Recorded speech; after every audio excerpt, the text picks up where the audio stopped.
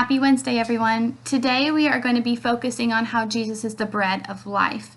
And if you are anything like me, you love bread. I love when it's warm. I love when it's cold. I like it with butter. I like it with jelly. I love bread. And Jesus really wants to fill us like bread does, because if you eat a lot of bread, you feel really full. It has carbohydrates in it, which makes you feel full faster. So Jesus is the bread of life because he fills us not only physically, but our spiritually become full of love, and we feel the love and nurture and presence of Jesus.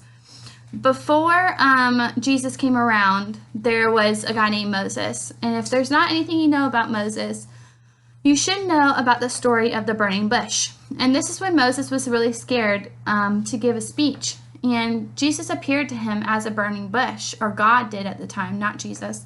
And the bush was on fire and it was speaking to him. And the bush made statements of I am. And this is something that we also hear in the New Testament when Jesus comes around and he talks about these I am statements. Now, Jesus is really popular at the time. People have heard of the awesome things he's doing. He's healing people. He fed thousands of people with just a little bit. They're wanting to follow him, but they don't really know him yet. They don't have the desire to want to be saved or to have a relationship with him as the Son of God. They just kind of want him for entertainment. And this story is a little bit about that. So I'm going to start on chapter 6, verse 24. Once the crowd realized that neither Jesus nor his disciples were there, they got into the boats and they went to Capernaum.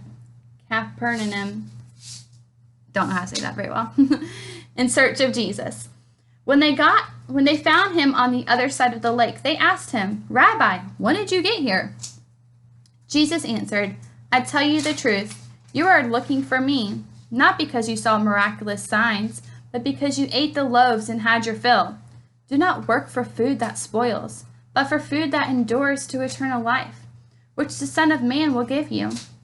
On him God the Father has placed his seal of approval." Then they asked him, What must we do to do the works God requires?"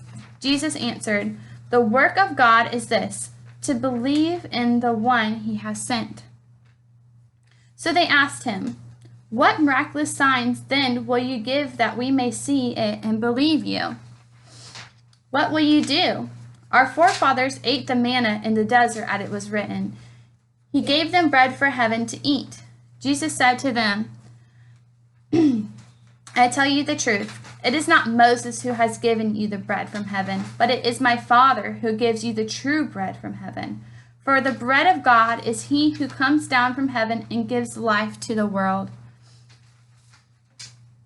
So he is telling them that he is the bread of life and he is the one that's going to fill them, and that they not need to worry about having actual food. Like they just want Jesus to provide more and more food for them, but they need to stop and think about how they can be more filled spiritually. I really like this verse. I hope you guys have a fantastic day.